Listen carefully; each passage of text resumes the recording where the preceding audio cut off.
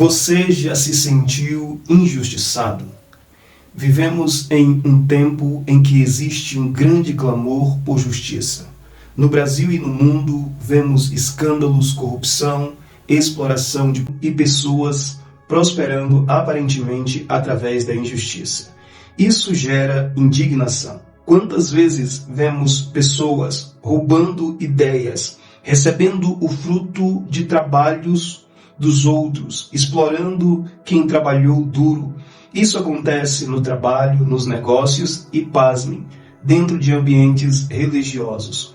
Quantos líderes, ministros e pessoas talentosas acabam sendo perseguidas simplesmente porque começaram a crescer ou a desempenhar com graça e maestria os seus talentos. Se você já se sentiu injustiçado, este salmo é para você. Mas antes de continuarmos, eu quero pedir que você se inscreva no canal, ative o sino de notificação, envie esse salmo para alguém, assista até o final e receba a poderosa oração por sua vida. O salmo de número 37 começa com um conselho poderoso. Não te irrites por causa dos malfeitores, nem tenhas inveja dos que praticam a maldade. No hebraico aparece a expressão altihar, significa não se deixe consumir pela indignação. É tentador ao ver a prosperidade dos ímpios, como Asaf vê no Salmo 73, e não ficar triste. O salmista está dizendo algo muito profundo. Não permitas que as injustiças dos outros destrua a paz do seu coração, porque a prosperidade do ímpio é temporária. Quem sabe você está olhando e dizendo, mas Isaac, eu já vejo há muito tempo aquele ímpio prosperando e andando na maldade. O que é esse tempo de vida em uma escala universal? Mas o verso 2 diz que em breve eles murcharão como a relva, aquela plantação verde que parece bonita, parece frondosa, mas quando vira a estação, ela seca. A Bíblia inteira repete essa verdade. Que aproveita o homem ganhar o mundo inteiro e perder a sua alma, é o que diz Marcos capítulo 8, verso 36. O teólogo John Calvino escreveu: a prosperidade dos ímpios é apenas uma sombra passageira diante da eternidade. Por isso, o Salmo nos dá uma direção muito clara. Confia no Senhor e faze o bem. Salmo 37, verso de número 3. Muitas vezes nós temos de fato uma confiança no Senhor, mas não queremos praticar o bem, não queremos exercitar a prática do bem. Muitas vezes alguns de nós já pensa que não vale a pena praticar o bem. Aqui aparece uma palavra hebraica que é betar. Significa confiar com uma segurança absoluta. Confia no Senhor e faze o bem. Aqueles que confiam de verdade, aqueles que acreditam de verdade no Senhor, exercitam-se na prática do bem. A fé bíblica nunca é apenas acreditar, nunca é apenas crer. Ela produz ação. O apóstolo Tiago disse que a fé sem obras é morta. Tiago 2,17. Por isso, o convite do Salmo é duplo. Confie em Deus e continue praticando o bem. Eu gosto de citar Gálatas 6,9, que diz: e não nos cansemos de fazer o bem, porque ao seu tempo ceifaremos, se não houvermos desfalecido. Isso significa que nós podemos cansar de fazer o bem. Mesmo quando parece que o mal está vencendo, continue praticando o bem.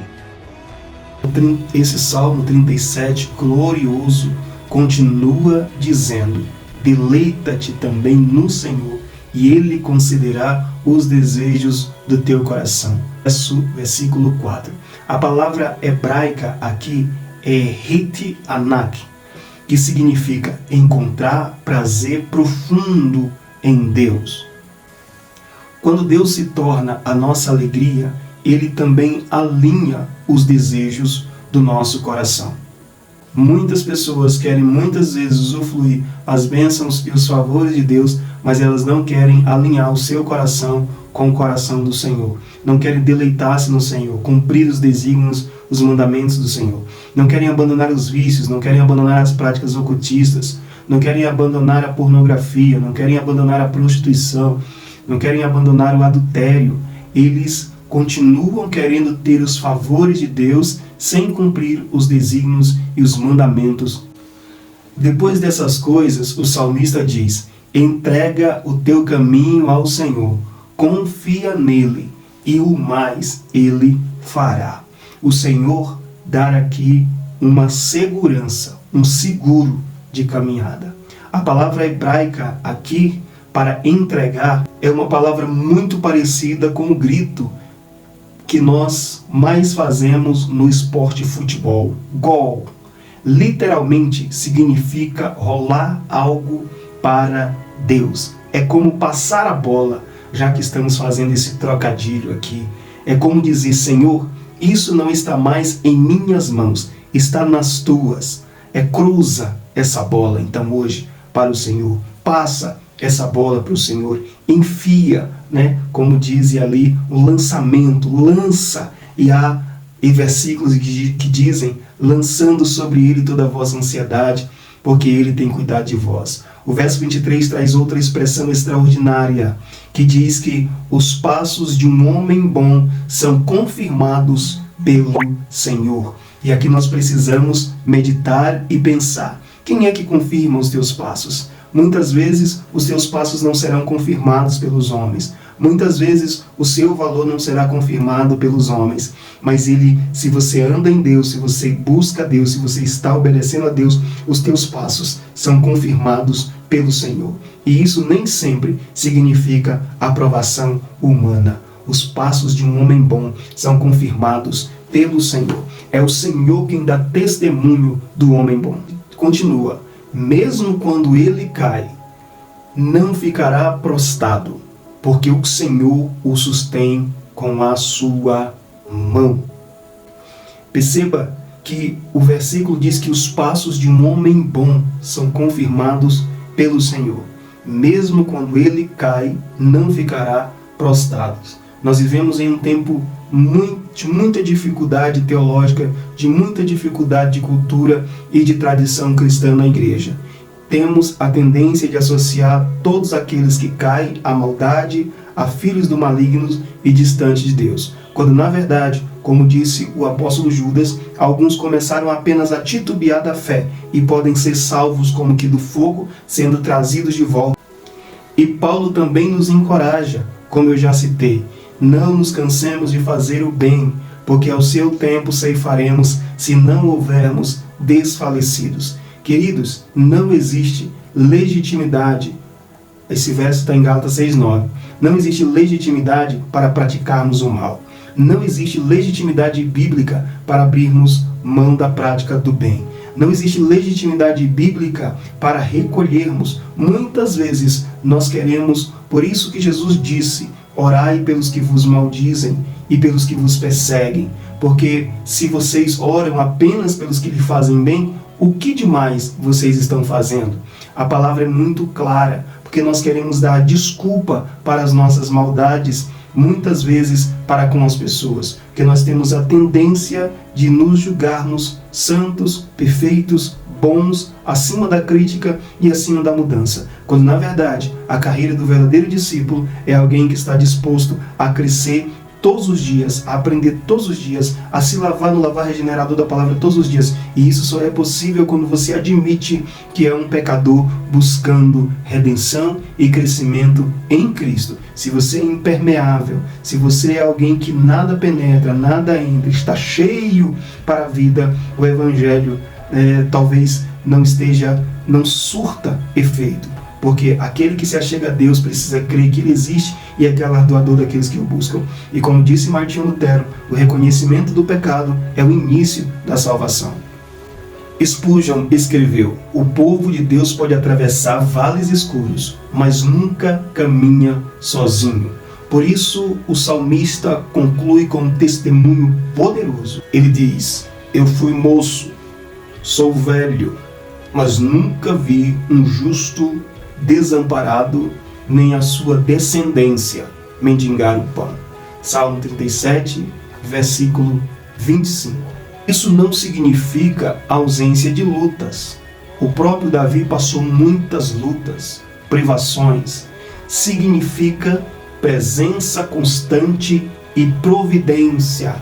A providência não te deixará órfã.